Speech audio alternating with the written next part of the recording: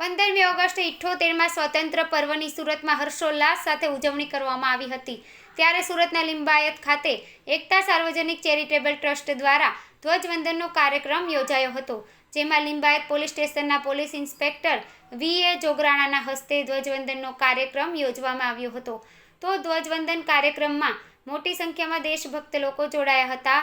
તો ધ્વજવંદનની સાથે સાથે સાંસ્કૃતિક પ્રોગ્રામનું પણ આયોજન કરાયું હતું અને કાર્યક્રમમાં આવેલ 500થી વધુ બાળકોને એકતા સાર્વજનિક ચેરિટેબલ ટ્રસ્ટ દ્વારા લંચ બોક્સનું વિતરણ કરવામાં આવ્યું હતું।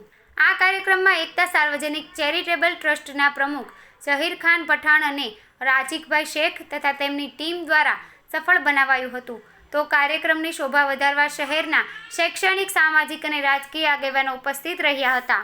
मेरा नाम ज़हीर खान पठान, एकता सार्वजनिक चैरिटेबल ट्रस्ट प्रेसिडेंट।